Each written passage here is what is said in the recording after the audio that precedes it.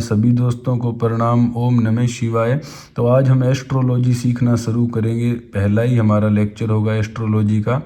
तो वैसे तो एस्ट्रोलॉजी के बारे में बहुत सारी वीडियो लोग बना ही चुके और पता ही है, लेकिन हर किसी का अपना समझाने का तरीका और अपना एक स्टाइल होता है ना। तो मैं भी अपनी तरफ से जो मैंने सीखा है वो आप लोगों को बताना चाहता हूँ कि एक जो आम एक स्पिरिचुअल साधक है या एक आम आदमी भी है, वो बिल्कुल सिंपल से सिंपल शब्दों में और प्रैक्टिकली सीख सके कि हमें एस्ट्रोलॉजी का कैसे इस्तेमाल करना है या किसी की जन्म कुंडली को कैसे देखना है। तो प्रैक्टिकली भी होगा ना, ऐसे नहीं है कि मैं आपको थ्योरी पढ़ाता रहूं। जो हमारी सारी बात होगी वो प्रैक्टिकली ही होगी कि कैसे हमारे सामने कोई कुंडली आएगी तो उसमें हम स्टेप बाय स्टेप देखेंगे कि कैसे क्या क्या चीज़ें होंगी।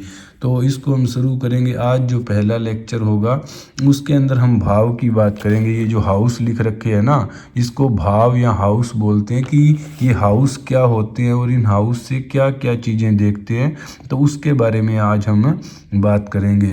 तो सबसे पहले गणेश जी को प्रणाम कर लेते हैं, क्योंकि जो एस्ट्रोलॉजी में जो केतु ग्रह होता है उसके देवता गणेश जी होते हैं। केतु ग्रह को खुश करने के लिए गणेश जी की पूजा की जाती है।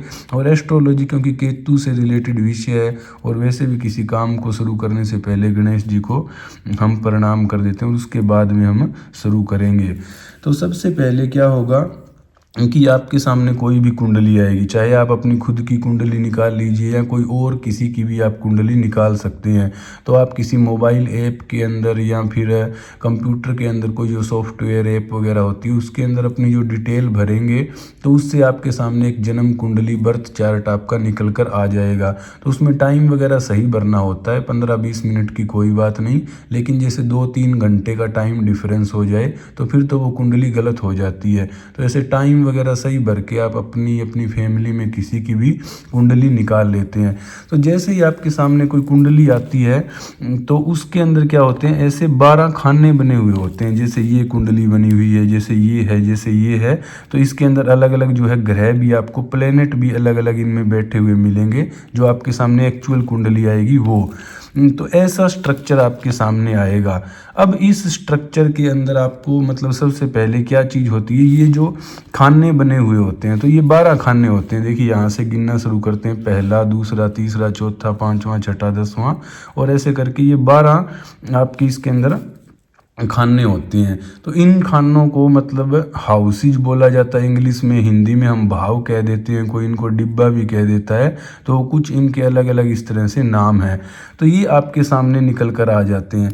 तो सबसे पहली जो चीज़ समझने की होती है कि अब कोई भी आदमी है, कोई ज्योतिष के पास जाएगा तो किसी न किसी चीज़ का तो वो पूछेगा ना कि मेरी शादी का बताओ, मेरे कैरियर का बताओ, तो इन सब का। तो वो अब ज्योतिषी से पूछता है तो हम सबसे पहले उसमें भाव से देखते हैं कि जो अलग अलग भाव होते हैं कुंडली के, वो आपके जीवन की अलग अलग चीज़ों को दिखाते हैं। तो जब वो आगे हम ये देखिए इसमें देखेंगे कि कौन से भाव में क्या क्या है तो वो आप समझ जाओगे।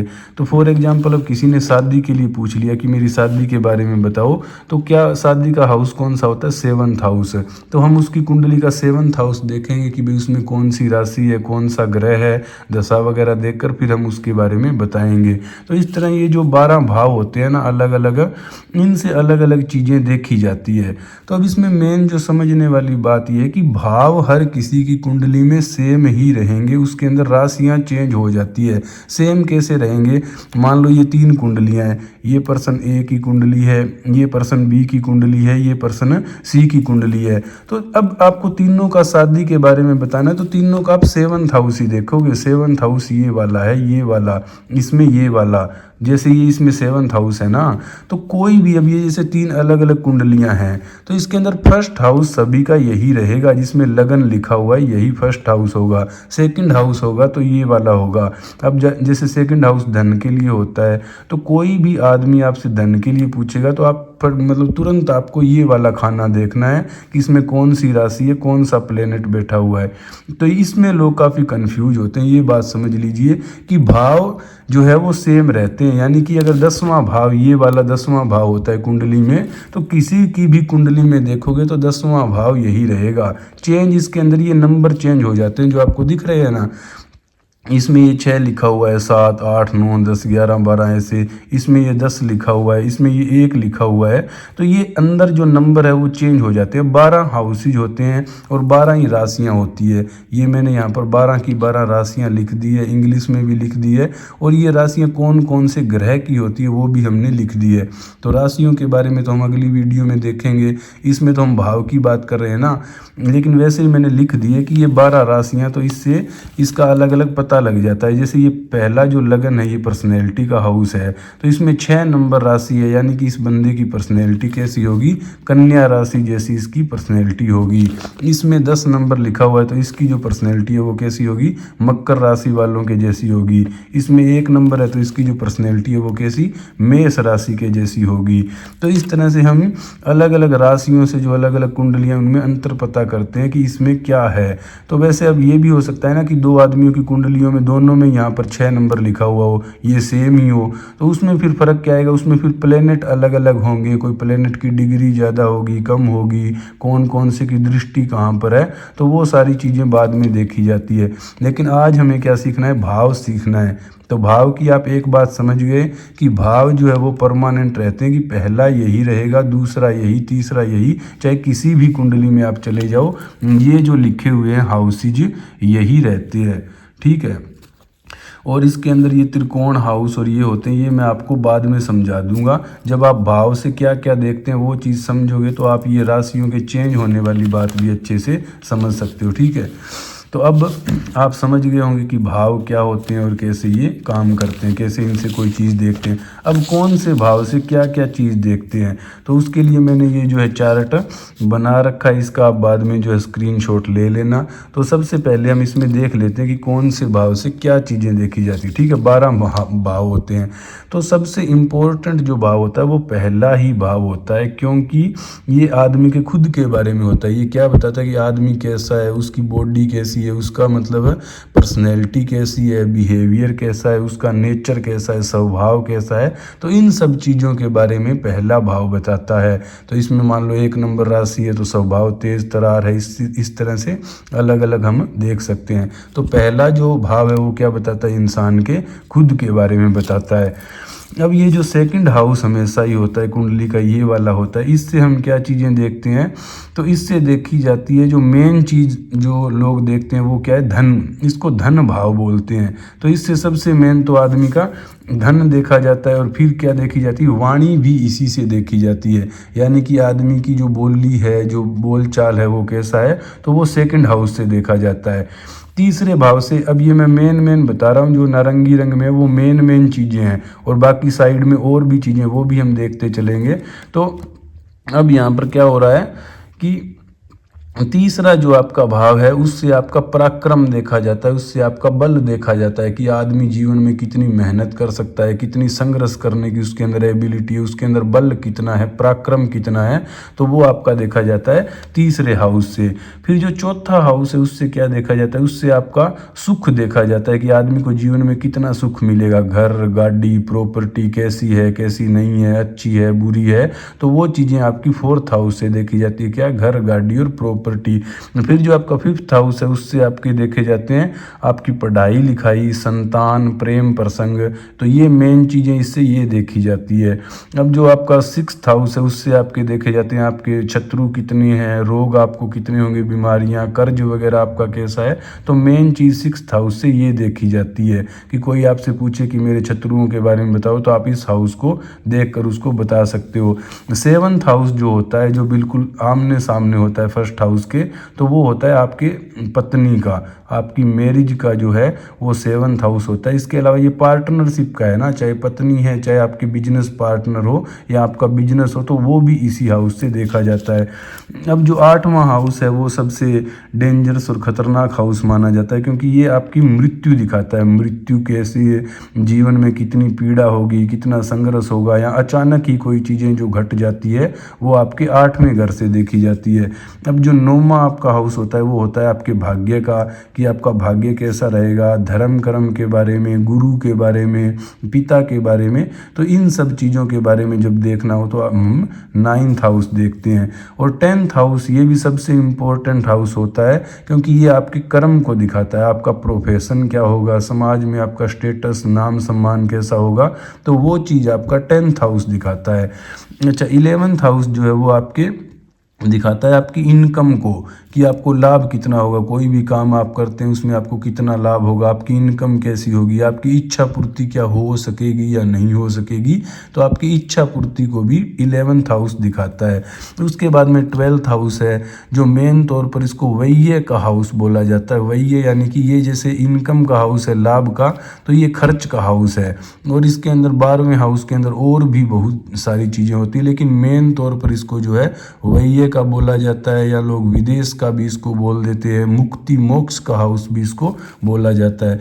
तो ये तो हो गई जो मेन चीज़ें इनसे देखी जाती है, कि खुद का हो गया, धन का हो गया, पराक्रम का हो गया, घर गाड़ी का हो गया, एजुकेशन, संतान का, रोग, कर, शत्रु, पत्नी, व्यापार, मृत्यु, पीड़ा, संग्रह, आकस्मिक, धर्म, भाग्य, गुरु, ये काम का हो गया, ये इच्छा पूर्ति, इनकम का हो गया, ये वही और मोक्ष का हो गया। ये मेन चीज़ें इनसे देखी जाती है। अब क्या है कि हर जो भाग है उससे बॉडी का एक न एक आपके शरीर का पार्ट भी रिलेटेड होता है, तो वो भी हर भाव में सीक्वेंस से चलता है।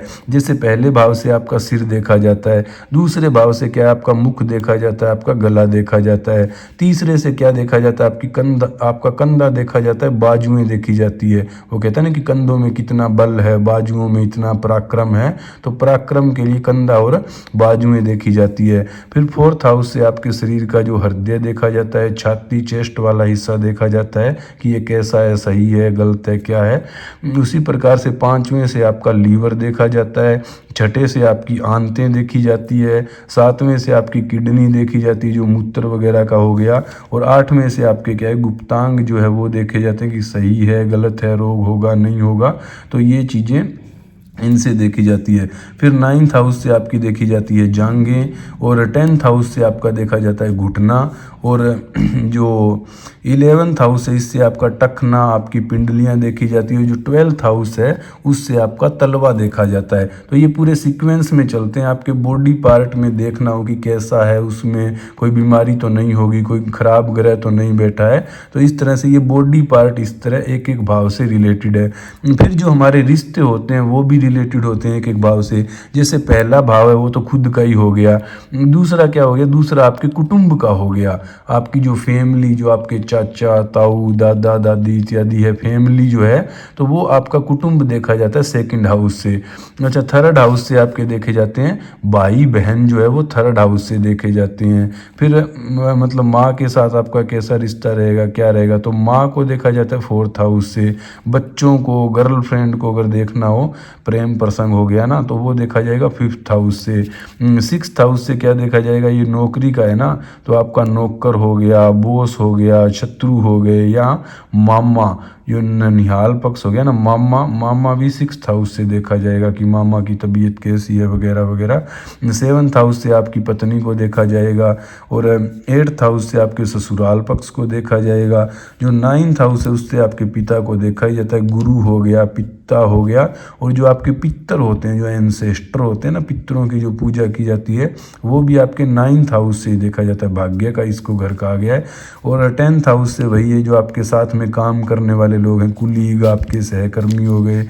और 11th हाउस में क्या है, आपके सोशल जो फ्रेंड है वो देखे जाते हैं कि सोशल सर्कल में आपका कैसे कैसे फ्रेंड है, क्या है। और 12th हाउस जो है उसमें आपके फॉरेन फ्रेंड जो है, फॉरेन फ्रेंड आपके देखे जाते हैं कि विदेश में लोगों से आपकी दोस्ती कैसी है।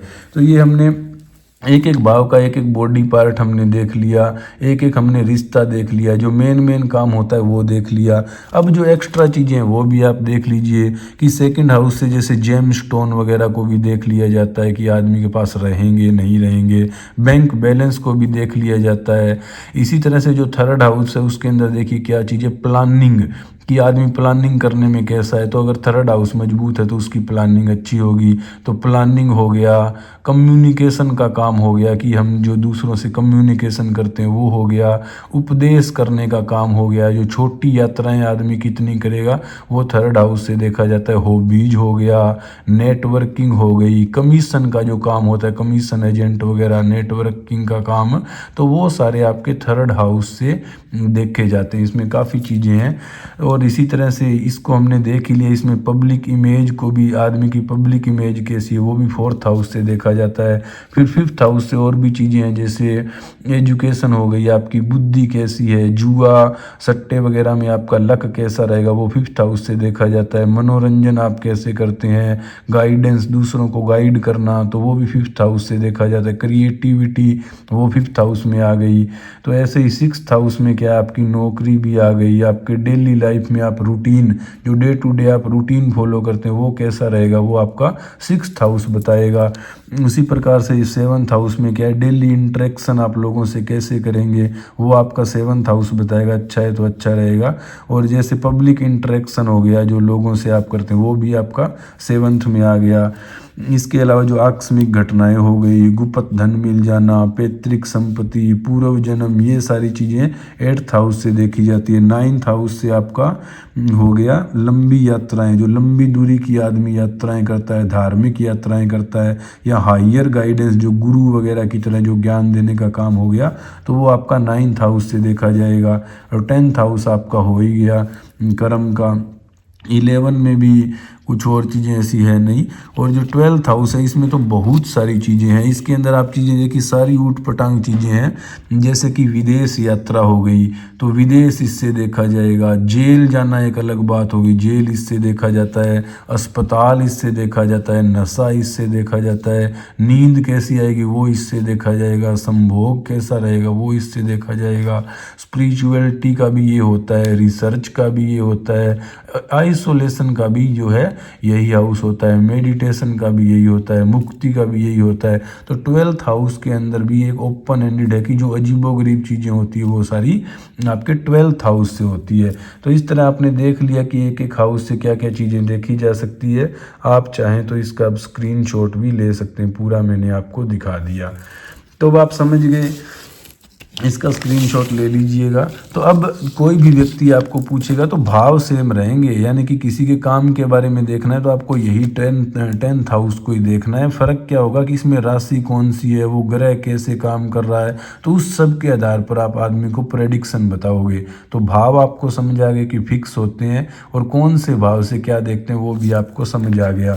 अब इसके अंदर कुछ खास भाव भी होते हैं, उसके बारे में भी जान लीजिए कि कुंडली के 3 जो भाव होते हैं उनको त्रिकोण बोला जाता है। त्रिकोण कौन सा होता है, पहला, पांचवा और नौवां।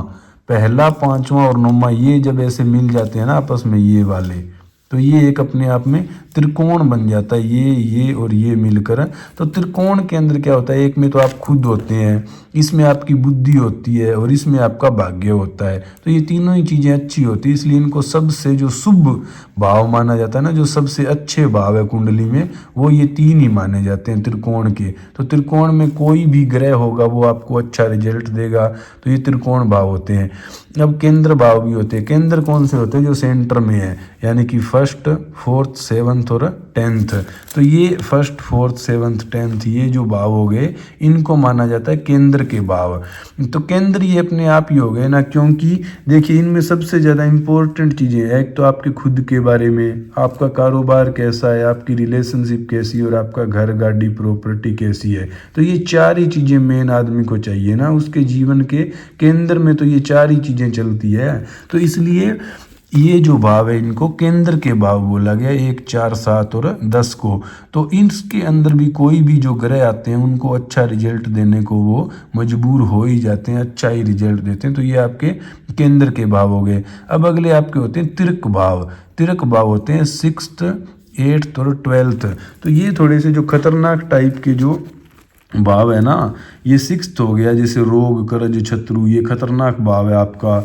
ऐसे एट्थ हो गया मृत्यु पीड़ा संघर्ष, इनसे रिलेटेड है।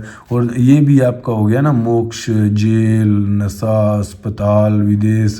तो ये जो थोड़े से खतरनाक हाउस है जो आपकी ज़िंदगी को मतलब इनको मतलब ऐसे नॉर्मली बुरा हाउस माना जाता है कि इनके अंदर कोई भी ग्रह जाएगा तो वो बुरा ही रिजल्ट देगा। तो इस प्रकार से ये इनकी मतलब इनको आपस में इनकी टोली बना दी गई ना कि केंद्र में ये भाव आ गए। अब त्रिक यानी कि ये हाउस थोड़े खराब माने जाते हैं, 6th 8th 12th हो गए। अब होते हैं उपचय भाव। उपचय भाव के अंदर आपके आते हैं 3rd house, 6th house, 10th house और 11th हाउस। तो उपचय हाउस क्या होते हैं, जिनके अंदर भी कितनी भी आदमी एनर्जी लगा सकता है, जैसे पराक्रम बल तो कितना भी कर सकता है, शत्रुओं के मामले में आप कितनी भी एनर्जी लगा सकते हैं, और कर्म हो गया और ये आपका लाभ हो गया। तो उपचय भाव वो होते हैं जो टाइम के साथ बढ़ते चले जाते हैं, जिनके अंदर टाइम के साथ इंक्रीज होता है ना, वो उपचय भाव होते हैं।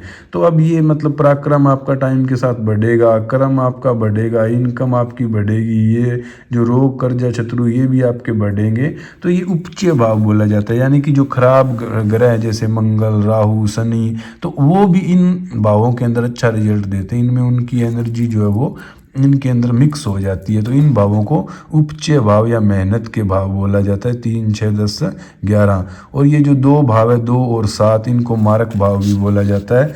2 क्या है, 7 तो हो गया पत्नी वाला और 2 हो गया धन वाला। तो आज की दुनिया में अगर आदमी के पास धन नहीं होगा और पत्नी सही नहीं होगी, यानी कि 2 और 7 सही नहीं होगे, तो उसके मतलब काफ़ी मारक प्रभाव इनका रहेगा। तो इनका सही होना भी जरूरी है। तो इसलिए ये 2 और 7 को जो है मारक भाव बोला जाता है। तो उम्मीद है इस वीडियो में आपको समझ आ गया होगा भाव के बारे में कि किस भाव से क्या क्या देखा जाता है और क्या क्या चीज़ें होती है। अगली वीडियो में हम बात करेंगे राशि के बारे में। ओम नमः शिवाय।